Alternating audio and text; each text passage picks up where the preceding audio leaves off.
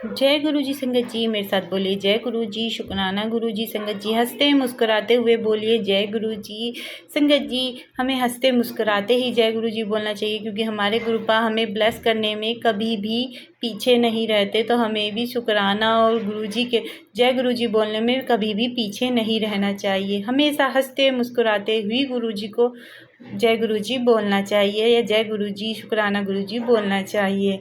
संगत जी, हमारे गुरुपा तरह तरह से लोग अपनी संगतों को जोड़ते हैं। आज भी मैं एक सत्संग लेकर आई हूँ, रोय आंटी का सत्संग। इसे पूरा सुनना ताकि गुरु जी की ब्लेसिंग आप सभी को मिल सके। संगत जी, बहुत ही प्यारा ब्लेसिंग भरा सत्संग है और सत्संग है, इसे पूरा सुनना। जय गुरु जी शुक्राना गुरु जी। और आपके भी बहुत सारे सवालों के जवाब मिल जाएंगे इसमें, कि किस तरह से हमारे गुरुपा हमसे कनेक्ट होते हैं। जय गुरु जी। और आप सभी को जय गुरु जी। और स्टार्ट करते हैं जर्नी से, कि ये जर्नी स्टार्ट कैसे हुई, कैसे हम लोग गुरु जी से मिले। और ऑब्वियसली हम लोग गुरु जी से बहुत टाइम से जुड़े हुए हैं, बट इस लाइफ टाइम में हम गुरु जी से कब और कैसे जुड़े, इससे मैं स्टार्ट करना चाहूंगी अब सत्संग। ठीक है। तो घर में दादी अनंतपुर वालों को मानते हैं, बट पूजा करते थे, वो आरती करते हैं, लेकिन ऐसा नहीं था कि वो मतलब सत्संग में जा रहे हैं या कुछ ऐसा कि मुझे भी उस चीज से कुछ और ज्यादा मतलब सीखने को मिलता। तो ऐसा इतना हार्ड एंड फास्ट रूल घर पे था नहीं, तो समझ ही नहीं आता था कि किसको मानना चाहिए किसको नहीं मानना चाहिए। जिसकी भी स्टोरी सुनो सब ऐसे लगता था ये तो बहुत अच्छे, बहुत अच्छा इन्फ्लुएंस कर रहे हैं, बीट कृष्ण जी और राम जी या कोई भी और सब में ऑब्वियसली बहुत अच्छी अच्छी क्वालिटीज है जो हमें बहुत इन्फ्लुएंस करती है, बहुत पॉजिटिव बनाती है। तो समझ ही नहीं आता था किसको मानना चाहिए। तो अब एक ही क्वेश्चन आने लगे दिमाग में जैसे जैसे बड़े हुए कि कोई एक तो होना चाहिए, पर कौन, क्योंकि सारे अच्छे हैं, सभी इतने अच्छे, तो किसको माने एक को। तो फिर 2015 में गणेश जी लाइफ में इंट्रोड्यूस हुए। मेरे पास ऑलरेडी गणेश जी का सब ग्रुप था, मेरी सिस्टर ने मुझे गिफ्ट किया हुआ था, बट सिर्फ रखे हुए थे। मतलब पूजा प्रॉपर कैसे करनी है या फिर किसी एक को कैसे मानना चाहिए ये नहीं पता था। तो फिर उसके बाद आरती पूजा करना स्टार्ट किया मॉर्निंग इवनिंग में। तो थोड़ा सा एक कॉन्सेंट्रेशन, एक थोड़ा सा मेडिटेशन करना स्टार्ट कर दिया, अच्छा लगने लग गया। एंड देन उसके बाद 2016 में फर्स्ट टाइम हम गुरु जी के बड़े मंदिर गए। बहुत अच्छा एक्सपीरियंस था। पापा को बोला कि आप एक बार ही ले जाओ, बस देखना है।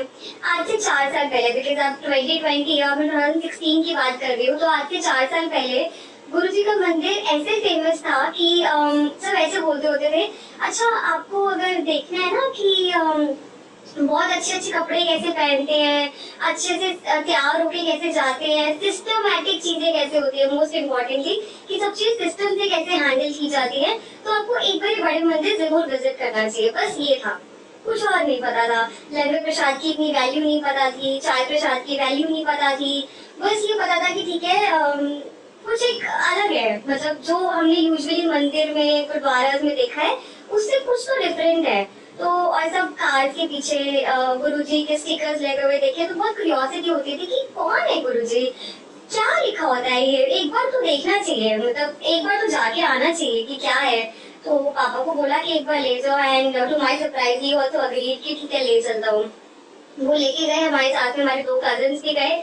और वहां पे जाके पता चला कि छोटे से छोटे बच्चे को लेके बड़े तक अंकल आंटी बोला जाता है सबको। उसका भी एक रीजन है, क्योंकि वहां जाने के बाद हमारी सबकी एक इंडिविजुअल जर्नी स्टार्ट होती है गुरु जी के साथ। जब हम वहां जाते हैं तो हम अपना एक जर्नी स्टार्ट करते हैं। वहाँ पे हमारे सिस्टर, हमारे ब्रदर, ये सब हमारे रिलेशन मैटर नहीं करते। और वहां जाके आपको सिर्फ अपना देखना है, आपको ये नहीं देखना कि मेरे फैमिली से कोई आया तो उनको प्रसाद मिला है नहीं मिला है। मतलब ये सब चीजें बहुत नई थी, बहुत अच्छा लगा ये सब देख के कि अच्छा ओके, मतलब बिल्कुल फ्री, एकदम फ्री। और जैसे the moment you enter the बड़े मंदिर, आप बिल्कुल ब्लैंक आउट हो जाते हो। यस संगत जी, आप लोगों ने पहले भी ये बात सुनी होगी, बट ये एक्चुअली में एक्सपीरियंस तभी होता है जब आप कभी खुद जाके विजिट करो। आप जाओगे और आपको लगेगा ये क्या है, ये कुछ मतलब वाओ, मतलब ये एक्सपीरियंस ऐसा लाइफ टाइम का एक्सपीरियंस है जो है मस्त है कि एक बार तो सबको करना चाहिए। बुलाना डेफिनेटली गुरुजी की मर्जी है, जोड़ना डेफिनेटली गुरुजी की मर्जी है, पर एक बार हम सबको ही बोलते हैं कि प्लीज आप एक बार तो विजिट करके देखो। अगर स्वर्ग कहीं है तो यही है, यही है, यही है। तो एक बार विजिट करना बनता है। ठीक है, हम भी गए वहां पे, समाधि वगैरह के दर्शन किए, मत्था टेका, बैठे। अब चाय प्रसाद का ये था, घर में अगर चाय प्रसाद में चाय बनाते वक्त कोई कुछ भी अगर गलती से अदरक इलायची कुछ भी डाल देना, मैंने मुंह नहीं लगाना होता था चाय को, मैंने नहीं पीनी। अच्छा इसको फेंको जो मर्जी करो, मैं नहीं पीऊंगी। बट वहां पे इतना सुना था कि जो मिलेगा पूरा फिनिश करना है, प्रसाद छोड़ना नहीं है जरा सा भी। ठीक है, सुना है सब पी रहे हैं साथ में, तो फिर आपको भी पूरा फिनिश करना है क्योंकि उसमें बहुत ब्लेसिंग्स होती हैं।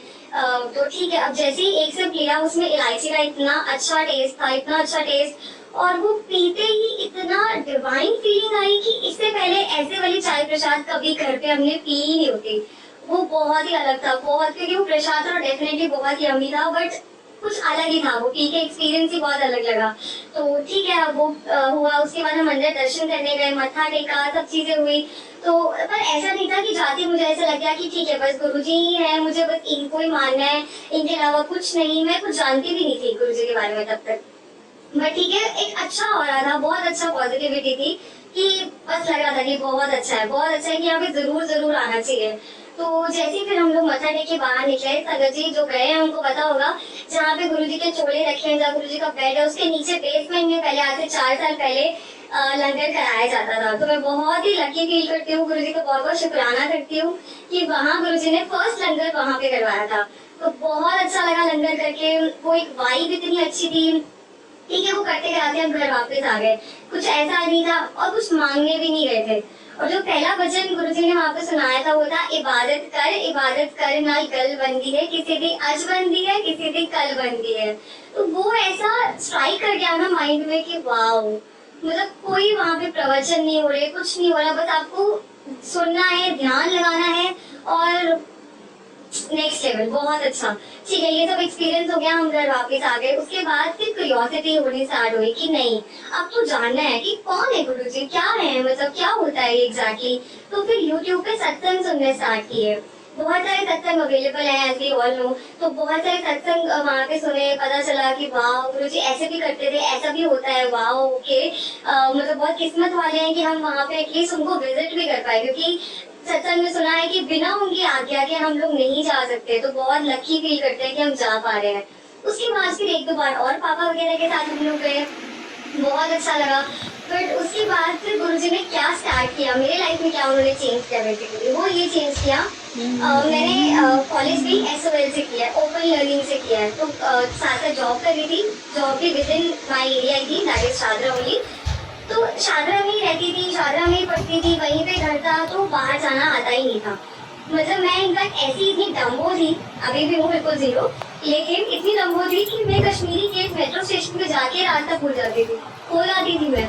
और मैं एक्चुअली में गुम हो चुकी हूँ मतलब कश्मीरी गेट जाके। और मुझे इतना लगता था गुरुजी की, मतलब वाह सारे तो मतलब इतने एडवांस है, कोई कहाँ जा रहा है, कितने इंडिपेंडेंट है। हमें शादरा क्या ठीक है, ऐसे कभी कुछ भी रिक्वेस्ट नहीं की थी गुरुजी से कि कुछ चेंज करो, तो पानी डालने को होता था कि यार ठीक है बहुत ही डाउन हूँ यार, मैं आज कहीं बाहर ही नहीं जा सकती। गुरुजी ने एवरी मंडे मंदिर बुलाना शुरू कर दिया, अकेले मेट्रो में। मतलब इतना अच्छा लगता था, कोई डर नहीं। ऐसे हर एवरी मंडे ऐसे रेडी होके जाना। उससे मेरी जॉब नहीं थी, उसके बाद जॉब हट गई थी, मतलब छोड़ दिया था। तो मतलब ऐसे तैयार होके जैसे किसी शादी में जा रही है, मतलब फुल ऑन ड्रेसअप होके कि हाँ ठीक है, ऐसा नहीं लगना चाहिए कि बस ठीक है मंदिर जा रहे हैं, ऐसा कि आपको जो सेटिस्फैक्शन दे रहा हो, आपको जो खुशी देता हो तैयार होके। तो बस मंदिर जाना स्टार्ट किया, एवरी मंडे गुरुजी ने बुलाना स्टार्ट कर दिया। मम्मा भी हैरान करते, सारे ये अकेली छतरपुर चली जाती है। तो सब बहुत खुश थे कि वाओ गुरुजी ने कितना बड़ा चेंज किया, कितना अच्छे से इंडिपेंडेंट किया। और ऑब्वियसली टाइमिंग उनके होते हैं रिक्वेस्ट, और एक जो हम लोग मानते रहते हैं कि अच्छा ऐसा भी हो जाए, वैसा भी हो जाए, या हमें लगता है कि ये चीज़ अच्छी हो सकती है, तो हम लोग वो सब में रह जाते हैं। बट टाइमिंग गुरुजी के ही होते हैं, आप जो मर्जी मांग लो, जो मर्जी कर लो, करना गुरुजी अपने टाइम के अकॉर्डिंग ही है। एवरी मंडे जाना और एवरी मंडे मत्था टेके, बस इतना बोलना गुरुजी अपने चरणों से लगाए रखना और सद्बुद्धि का दान बचना। हाँ यही बोला था पूरे 1 साल पूरे गुरुजी ने बुलाया। तब तक थैंक यू गुरुजी कि उन्होंने कुछ भी दिमाग में ये नहीं डाला कि ये भी मांग ले वो भी मांग ले। मुझे नहीं पता वो वाली रिक्वेस्ट मेरी कहाँ काम आ गई कि आई डोंट नो शायद ये पॉसिबल हो पा रहा है कि सिर्फ ये मांगना ये बहुत बड़ी बात है, और अगर दिमाग में बैठ जाए ना तो बहुत अच्छा है। बस इतना मांगना गुरुजी सद्बुद्धि दो और अपने चरणों कमलों में लगा के रखना, इससे ज्यादा हमें कुछ नहीं मांगना। ये प्रैक्टिस कर करके आता है, मैं भी प्रैक्टिस ही कर रही हूँ कि नहीं मांगना, प्लीज नहीं मांगना चाहिए कुछ भी। फिर एवरी मंडे जाके सब रूप लेके आती थी, वहाँ पे स्टॉल होता है, मतलब गुरुजी का एक बना हुआ है रूम टाइप बाहर, और ब्लेसिंग काउंटर, एंड वहाँ से हमें सब रूप मिल जाता था। आज से 4 साल पहले पूछते भी नहीं थे कि आपके पास सब रूप है नहीं है, अब नहीं देते, अब पूछते हैं कि क्या आपके पास सब रूप है। ऑब्वियसली आप वहाँ खड़े होकर झूठ नहीं बोल सकते कि नहीं है, तो अब अगर मैं कभी लाइन में खड़ी हूँ तो मना कर देती हूँ, नहीं आंटी है सब रूप, तो वो कहते हैं आ जाओ बाहर पे, जिनके पास नहीं है उनको लेने दो। फिर ओके ठीक है, इतने सब रूप मिले पूरे 1 साल, मतलब एवरी मंडे किसी सत्संग में जा रहे हैं तो किसी फिर कोई ब्रदर सिस्टर बन गया है संगत में ही, तो उनके घर पे सत्संग हो रहा है तो वो सब रूप दे रहे हैं। बहुत सारे सब रूप मिले गुरुजी की, इतनी ब्लेसिंग। उसके बाद गुरुजी ने एम्पायर स्टेट बुलाया। आज भी बहुत ही संगत है जो एम्पायर स्टेट नहीं जा पाई है, तो मैं बहुत लकी फील करती हूँ कि गुरुजी ने वहाँ पे भी बुलाया। एम्पायर स्टेट के दर्शन करवाए बिना किसी डर के, कि बस पता चला अच्छा नेक्स्ट स्टॉप पे ही है, ठीक है ओके चलना है, इतना कॉन्फिडेंट गुरुजी ने बना दिया था उस टाइम। अभी भी तो बस ये था ठीक है मंदिर चले गए, वहाँ पे मुझे एक मल्होत्रा अंकल मिले।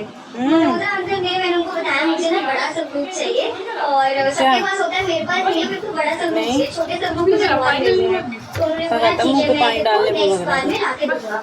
तो मैंने कहा ठीक है, और मंदिर में बड़ा सा ग्रुप तब मिलता है जब आप बोलते हो कि आपके घर में सत्संग है, जब आप बताते हो। और जबकि सत्संग नहीं था, अंकल ने मुझसे पूछा तेरे घर पे सत्संग है, मैंने कहा नहीं, क्योंकि तब सत्संग का पता ही नहीं था, मेरे अलावा घर पे कोई और है ही नहीं जो गुरुजी से कनेक्टेड हो उस टाइम पर।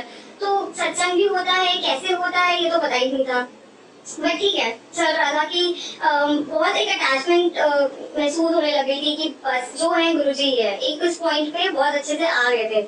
तो उसके बाद क्या हुआ कि उन्होंने सबरूप दिया, ये पिंक वाले सबरूप।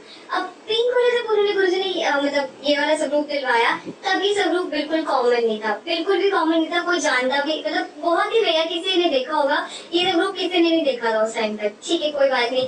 उसके बाद मुझे भी पता कि शायद मंदिर में कुछ एक टाइम लिमिट के बाद वो रेनोवेट करते हैं अंदर बड़ा मंदिर के सबरूप की, थोड़े बहुत चेंजेस करते हैं।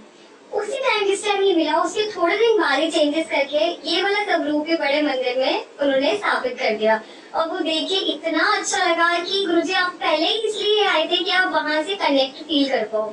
तो बहुत अच्छी फीलिंग थी, बहुत बहुत बहुत शुक्राना है गुरुजी का, बहुत अनंतम शुक्राना।